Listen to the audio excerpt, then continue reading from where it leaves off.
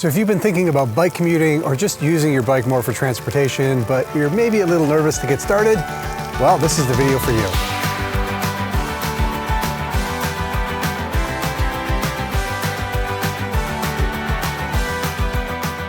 Hey everyone, I'm Tom and this is Shifter, a channel about urban cycling, bike commuting, and the ways we get around our cities. And if you like this video, please consider subscribing. So the video today is the ultimate simple guide to getting started bike commuting, and I've got a lot to get through, so let's get started right now. So this may be the most common question I get, but it's in some ways the simplest, because the answer to the question of what's the best bike for bike commuting is the bike that you've got. Any bike will do for bike commuting. Just get on and start riding. That's the best bike that you could choose. But if you're lucky enough to be looking for a new bike or looking to upgrade the bike you've got, here's some advice. Choose reliability over speed. Now, when you go into most bike shops, they'll probably talk to you about getting the fastest bike you can, and that's because most bike shops think cycling is a sport. But if you're bike commuting, that is not a sport, it is transportation. And when you're biking for transportation, make sure you choose reliability and sturdiness over speed and finicky parts. And another way to think about this is thinking about efficiency over speed. Now, when you're commuting every day through all kinds of conditions and your goal is just to get to work or to your destination, what you want, yes, speed is part of it, but what you really want is a bike that will get you where you're going with the least amount of effort and sweat and annoyances. And so that's why I like to think about efficiency rather than speed when choosing a commuter bike. Another piece of bike advice is ditch that front derailleur. Bikes with more speeds are not better bikes, they're just bikes with more speed. I happen to think that most bikes that are sold these days come with more speeds than you need for most people's commute. I have a whole video arguing that 3 speeds is the best number of speeds for your bike, but if you're new, that's probably not the case. I would say what you probably need is about 7 speeds. I found 7 can pretty much tackle most hills in a city, most sort of bike commuting obstacles. So go for about 7 speeds, and that often means ditching that front derailleur. All you really need is 7 speeds on the back. It'll make your bike simpler and more efficient and better all around. That front derailleur is not gonna slow you down or anything, but it is another part that can get finicky, it can get out of whack, and if you don't need it, why have it? So either ignore that front derailleur or take it off completely, or get a bike that doesn't even have one.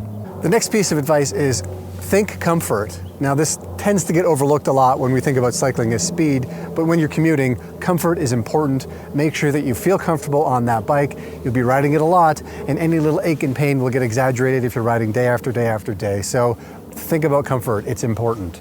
And to illustrate those points, I thought I'd show you the bike that I ride. This is my Priority Continuum Onyx. As you can see, it is not showroom new. I've ridden it for, I guess, 5 or 6 years now, through a bunch of Canadian winters, through the snow and the ice and the rain and the sun, all of that. So it's definitely not new, but it's still running great.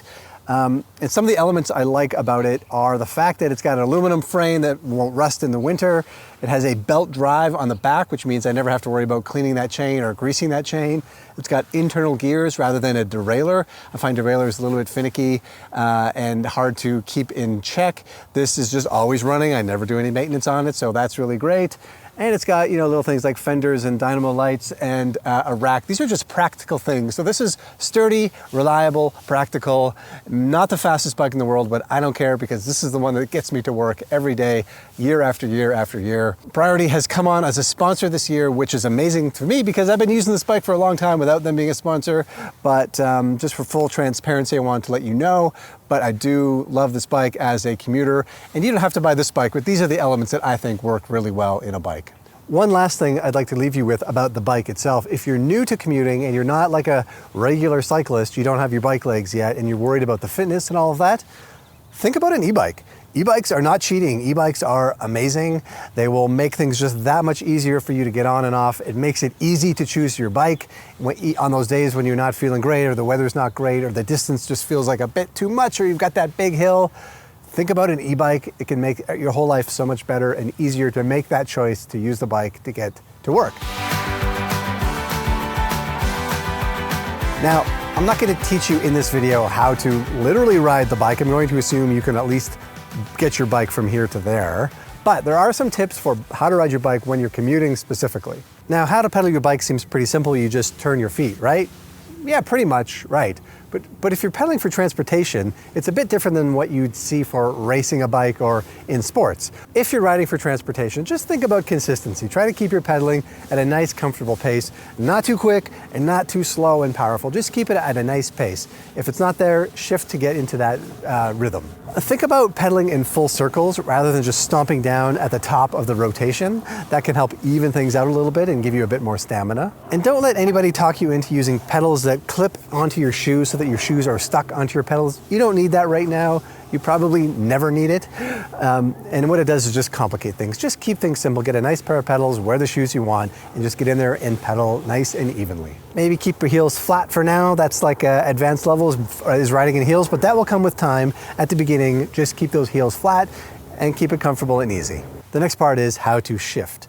So if you've been riding a bike for a while, you may think this is crazy because shifting is just second nature to you, but you've forgotten what it's like in the early days because shifting can be a little bit complicated. So here's some tips for simplifying things. Shifters come in many forms, but they all do the same thing. You shift one way and it makes it harder to pedal. You shift the other way, it makes it easier to pedal. I actually get confused all the time which means shifting up and which means shifting down. So we'll just say shifting to make it harder to pedal or easier to pedal. And it's pretty straightforward. If it's feeling like it's too hard to pedal, shift to make it easier. And if it feels like you're spinning too hard, shift to make it a little bit harder. Always try to get to a pace where you're comfortable. Try not to hit that shifting lever when you're pushing really hard on your pedals because it won't shift smoothly. Take a little pause in your pedaling to make that shift, and then as you pedal, it'll click into gear. You don't have to stop pedaling, just ease up a little bit on the pressure and that will go much more smoothly. If you see a hill coming, build up some speed, and right before you hit the hill, shift to make it a little bit easier so that when you hit that slope, it's a bit easier to pedal. Don't wait till you're already on the hill. By then, it's too late. It's going to be hard to shift, and you'll have lost some of your momentum. Make sure you do it before you arrive at the hill. Now, if you ignored my earlier advice about only having a front derailleur, you may have two shifters on your handlebars, and this is where people can get confused. On one of them, you shift one way to make it easier to pedal. On the other one, you shift the opposite way. It's confusing and weird, but it's also physics. So here's my advice if you're getting confused by your shifters is like the one on the left, just forget about it. You don't need it. Don't worry about it. Put it in an easy gear for now and let it sit. Just focus on the one. It's probably all the gears you need anyway. Just get comfortable shifting up and shifting down until it becomes second nature. You don't even have to think about it anymore. Then, once you're comfortable, you can think about incorporating that other shifter into your ride. Now, I think of the shifter on the left as just amplifying the one on the right. The right one's going to get you up and down, and the left one amplifies wherever you are. So if you want to go down, it's going to go down even more. If you want to go up, it's going to go up even more. Harder, easier, that's the amplification one. After enough time, they'll work together seamlessly. You won't even have to think about it, so don't stress about it for now.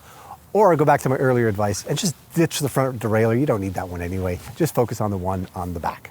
Okay, so now that you've got your bike and you're comfortable riding your bike, the next part is how to ride a bike in a city. Number one is find the safe routes. Riding in a city can be scary and dangerous, so it's worth taking a little bit of time to find a good route for you to get to your destination. Look for routes that are as far away from cars as possible. If you live in a good city, you'll have a lot of safe, separated bike infrastructure. Good for you, but most of us don't live in cities like that, so you're going to have to think a little bit about where you ride. Cut through parks if you can, stick to the residential roads where traffic volumes are slow and low, and you should be fine. I always just try to minimize my time on busy roads with fast-moving vehicles. Although here's a little tip, sometimes busy roads are fine to ride on because traffic gets clogged and doesn't move at all, and you can just zip up beside them, which feels great. So a lot of places have laws that prohibit bicycles from riding on sidewalks, and you should always obey the law. However, sometimes when you're faced with a dilemma where you've got a road where you think you might die and a sidewalk that looks safe and there's no people on it and it's just a nice clear route, I'm not saying you should choose that way. I'm just saying I understand why you would make that choice. My biggest concern is that you stay alive. So choose the way that will keep you the safest. And just always be respectful of other humans out there in the city. If you are bike commuting, part of it is going to be inevitably the sweat question. If you're riding to work, nobody wants to arrive or sit next to somebody who arrives as a sweaty mess at work. So I think of this in two ways. If you want your bike commute to be a workout, then fully embrace the workout. Wear athletic clothing, go as fast as you can, get a workout. But when you arrive at work, you're going to have to find a way to clean yourself up, which we'll talk about a bit later. But if you don't want your bike ride to be a workout, if you just want to get to work, if your bike ride is just transportation, you probably want to avoid sweat. And the best way to do that, slow down. Yep, it's really simple. Just slow the bike ride down, lower your pace a bit, lower your cadence, and you're less likely to break a sweat on your way to work. It sounds simple? Yeah, that's true. It is simple. So if you've never heard the phrase vehicular cycling, I'm gonna say, good for you. Don't Google it. Don't go down a rabbit hole exploring this idea that was very prevalent 30 years ago, but has now been thoroughly debunked as a way of riding your bike. However, there are some tenets of vehicular cycling that you can apply to your commute if you live in a city where there's not a lot of dedicated bike infrastructure. And one of the ideas from vehicular cycling is this idea called taking the lane. Basically, this means if you are riding your bike on a road that's shared with cars, you don't want to be cowering away in the gutter, moving in and out of parked cars. You want to assert your place on the road where you're visible, where you're predictable, and where you can be seen. And this is called taking the lane. It sounds simple, but taking the lane can be difficult because it requires you to ride with confidence and assertiveness in a road mixing with motor vehicles. Now, if you've chosen your route carefully, these vehicles hopefully will not be going too quickly and there won't be that many of them, but you still need to ride confidently in your place. Assert that place. It's the safest way to ride because you're less likely to get run over by a car in that way.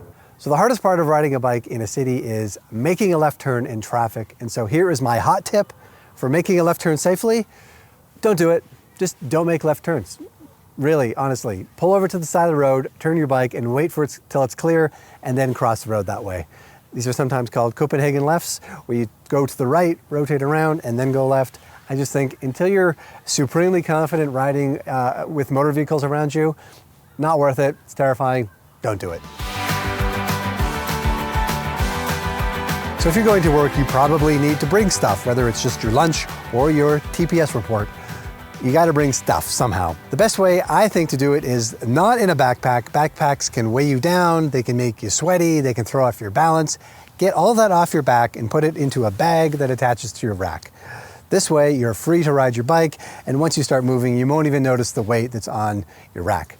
I know some people use a basket, either one on the back or on the front, and that can work too, but if you've got a basket and you hit a big bump, your things can go flying out, or when it rains, your stuff is gonna get wet. A bag prevents all that stuff. Get it off your back, onto your bike, and you'll be riding happily. This is a convertible backpack pannier from Two Wheel Gear. They're a sponsor of this channel and they make amazing bags. This one will convert so when you arrive at your destination, you can still throw it over your shoulder.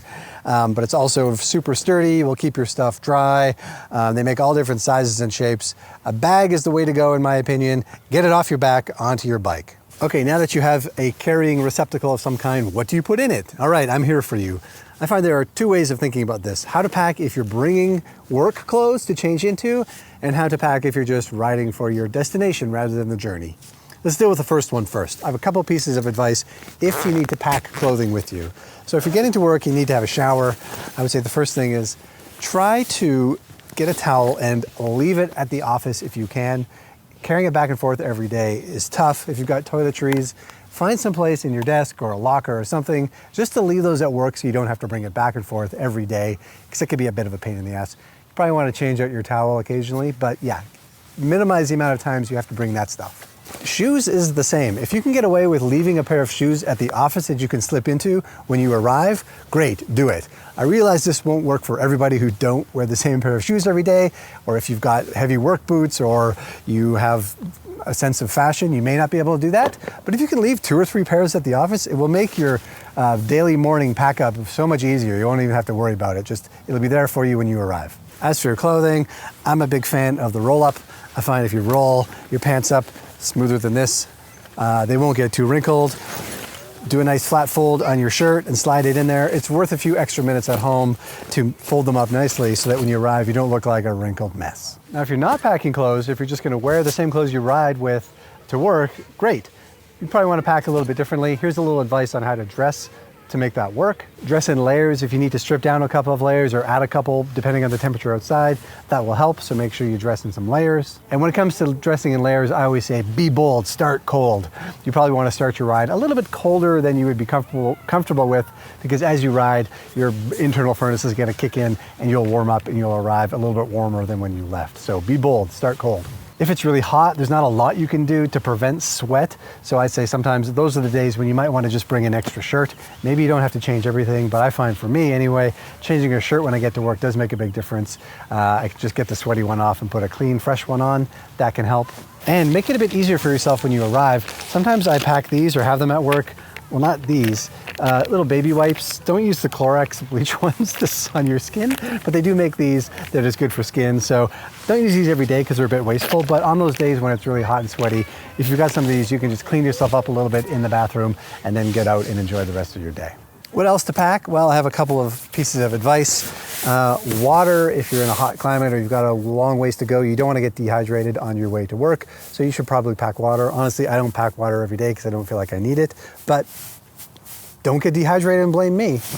I also like to stash a couple of little protein bars or the granola bars on an outside pouch. I just put them in there and then forget about them because sometimes I just need a little bit of nutritional boost to get me home at the end of a long day. So just put those in there for emergency use only. I also like to stash in these outside pouches a couple of tools, like I have a little pump, I've got some tire levers, I've got a patch kit for in case I get a flat tire.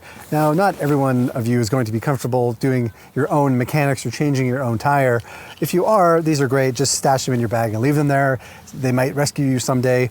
But I wouldn't stress too much if you don't know how to do this stuff. I mean, it's always good to learn, but I don't think we expect everyone to be able to know how to change their tire on their car. So I've been in situations where I've gotten flats and I haven't had anything. In those cases, I've locked my bike up wherever it is, take the bus home, go back later in the day when I've got all the tools, fix things up and get back home. Or go back home and get a friend or take your bike to the bike shop. I do feel like there's a bit of shame involved in not being able to change your own tire, which is silly to me. Just ride your bike and pay someone to fix stuff for you.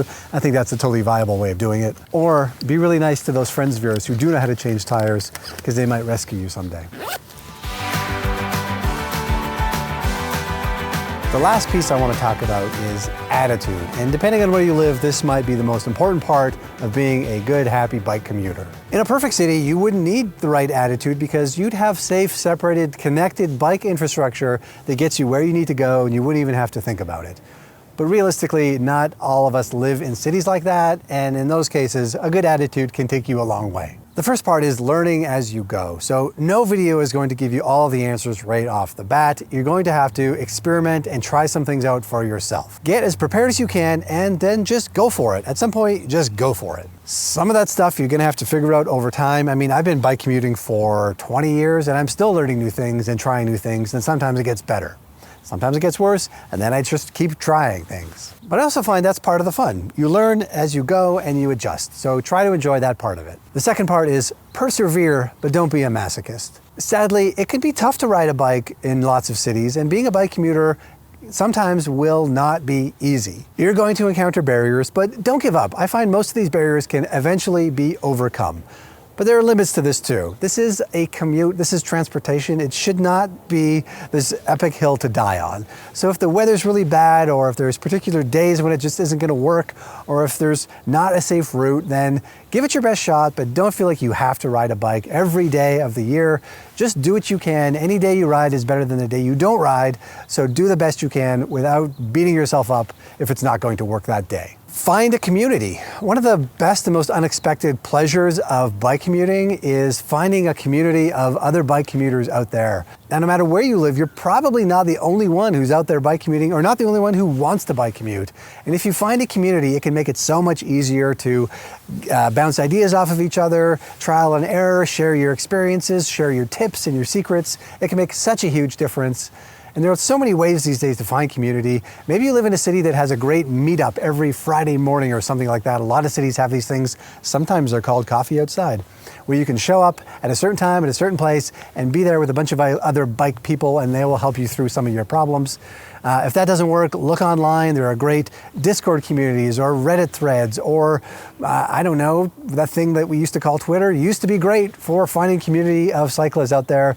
Maybe that can still work for you, but give it a bit of time to look around. I think there are people out there who want to help. They want you to be successful, and I think they will appreciate the community and the camaraderie that can come with it. And the last part is, don't forget that cycling is fun. I'm guilty of this sometimes. I get so wrapped up in the politics of urban cycling, about the fights over bike lanes and changing the law and accommodating people, that sometimes I forget that cycling is great. Usually it's the best part of my day.